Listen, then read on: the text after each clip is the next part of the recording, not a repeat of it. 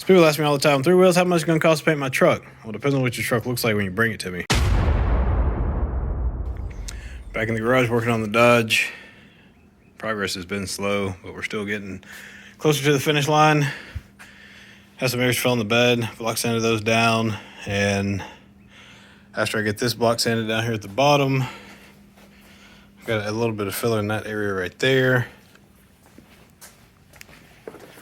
Come around to this side, I've got to block sand this spot, and that spot, and then once those are sanded down and primer one more time, it will be ready for base coat. It's taking forever. It is. This bed was, to say disastrous is an understatement. I'm not even gonna lie. A lot of hours has gone into getting this bed straight. Over on the cab of the truck, you see I've got several areas where I have gone in and added some filler, removing dents and dings all over the cab. Down there on the rocker, here on the door, fender, hood. Got a little more work to do on that spot on the hood. A dent here on the fender. Still got to work this area here where the emblem was at. You can see there was all sorts of fun stuff going on there. And it was mostly camouflaged by the badge that was there.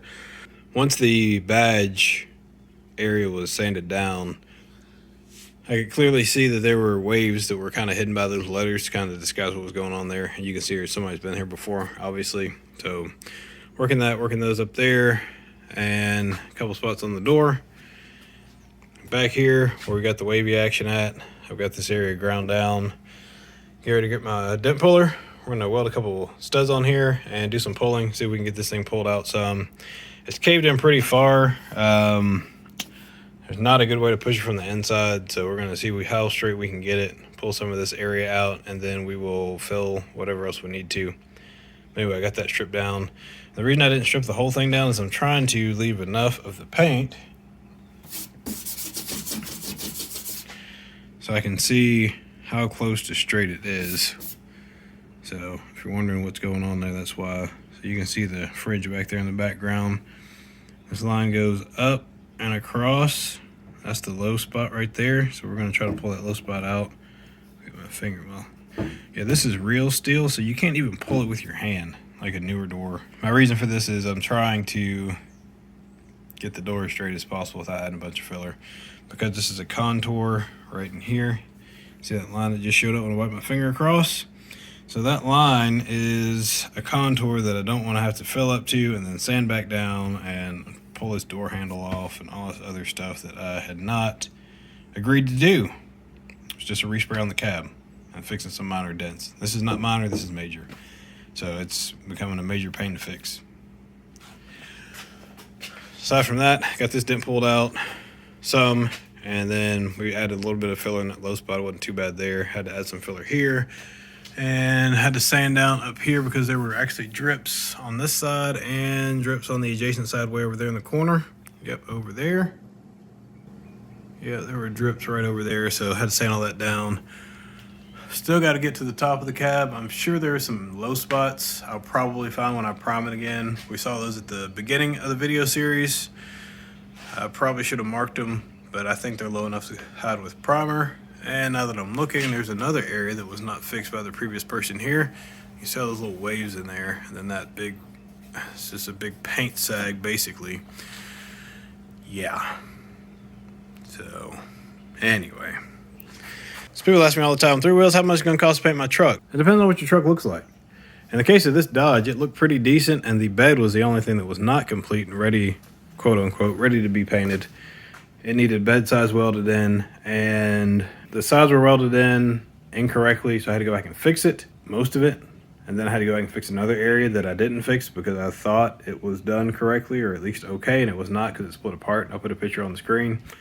So after all of that, and then the prep of the inside of the bed for bed liner, the exterior of this truck, and then fixing these areas in the door, which on the inside, take you up here, there's some paint chips right there that are on the inside that I could not fix with just a little touch-up paint. I mean, I could have, but this paint is actually chipping. This is fresh paint, and it's coming loose off the door. There's another chip right there. There's another chip right there. See, they're everywhere. Yeah. So because of that, I couldn't just say, well, I dab some paint in there. It's not what the owner wanted. Oh, here's another area right here. Look at this. See? If you look right there, the paint is chipping and cracking on the inside of this door. Now it's doing that after I did some tweaking on this outside. The paint should not have cracked and come loose. You know why this paint came loose? Because this was poor prep work. This is garbage. Terrible work. Terrible prep work. So again, when people ask me how much is my truck going to cost to get painted, it depends on what your truck's like when you bring it to me. And the reason I say that is what I just showed you. There are areas where the paint's coming off the truck. It was just painted on the truck, but maybe 6 months ago. Then the body work on the bed, plus the body work on the cab of this truck. This is an $8,000 job. Easily $8,000. And most people are not going to want to pay that. Well, I bet you pay for about, $3,000. Well, $3,000 will get you a respray, but it will not get all this stuff fixed. And the reason why is there alone in this bed, in this truck bed alone, 40 hours of work. You do 40 hours times $50 an hour or $100 an hour. We'll just say 50 because that's the market standard. That's $2,000. So you've got $2,000 of labor in just this bed alone.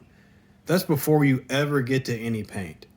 That's fixing all the imperfections in the metalwork, the areas that were done incorrectly, all of that.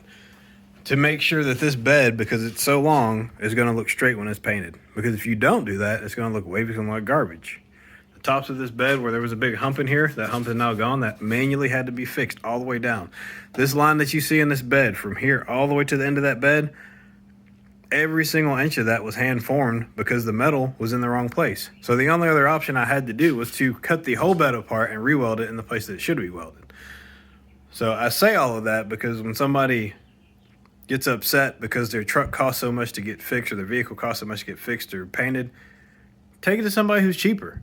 You're not going to hurt anybody else's feelings. I will tell you that much, because one thing I'm not going to do, and I've said this to myself, and I'll just tell you guys, I'm not going to do work for free. I work on enough stuff for free as a charity, but when it comes to somebody that comes to get a service, you're just going to have to pay for it. If you don't want to pay for it, you can take it to somebody else. You're not going to hurt my feelings, but I'm not going to do it for free. Now, this truck, initially, I'll just go ahead and tell you guys, I quoted the guy, hey, if I've just got to do a respray on the cab, provided everything's good, and paint the bed, you're looking at $2,200, which is a steal. That is super cheap, okay? What was discovered was this truck cab was not in that great a shape. And to make matters worse, this bed was supposed to be paint ready. It was not even close. So there's a big gap between what I initially saw and what was delivered on site. And honestly, I should have said, you know what? Let me know when you're ready to get it painted and I'll give you a price. Because if you don't do that, then you're just going to shoot yourself in the foot, which is essentially what's happened to this one. Now, I'm going to get it done. It's going to be done right. And the difference just won't be made up because I'm not going to charge somebody else more because of what happened on this job. I'd like to just send this truck home and not finish it at all, but I'm already committed to finishing that. And you guys know there's not a single project that's passed through this channel that I've not done. So, long story, that's the update on the Dodge. I don't even know if I'm going to post this video, or at least that portion of the video with me yakking about how much more this thing has cost and how much of a pain in the butt this truck has been, because it's just been a pain. And it's not the truck's fault. It's not the truck's fault at all. The truck does nothing but sit here and get driven, by the owner. But when it's one thing after another, and it's, I don't agree with this and that. I mean, I'm sorry you don't agree, but I'm showing you right now, this is why it costs so much money. So when you get it for less than what it's supposed to be, which this should be about a $7,000 to $8,000 paint job, and if you get it for half of that, you're getting one heck of a deal. And if you don't believe me, take it to somebody else. And the really sad part is that this guy paid to get this truck painted, and the guy did such a terrible job on it that I'm having to go back and literally redo everything that he did, plus what he didn't fix. And I feel for the guy. And I guess that's the reason I'm just doing it at a loss to myself, because the guy got screwed, and I just came to save the day. But it's going to be the last one like this. I'm not going to lie. I'm not going to keep just giving my time away to people because they get screwed by somebody else. Give me line to 3 wheels is shut down. Let's go ahead and get this thing done. Alright guys, so as I wrap up this video, you see me in here getting the dent pulled out of the door. I'm just going to go ahead and tell you, you guys are not going to see any more of the Dodge truck, because right after this was done, the owner came by my shop and really started demanding some more stuff that I just did not agree to, nor was I going to continue down the path that I have already taken lengths to explain to you guys as far as what he was wanting done and what his expectations were. So I ended up taking his truck back to him. I delivered it to his house at no charge. So at least now his body work is right and he can go get it painted. Appreciate you guys watching this video. Be sure to stay tuned for more videos on Three Wheels on the Block, because we've got plenty of things coming up this year. My name's Erwin. This Three Wheels on the Block. We're giving back what time is taken away. We'll see you soon.